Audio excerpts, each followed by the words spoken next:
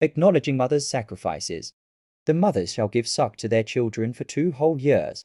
That is for those parents who desire to complete the term of suckling. Al-Baqarah 2 to 233. She should bring you up in a righteous manner, for she will be responsible for that before Allah on the day of resurrection. You are part of her flock, and she is your shepherd.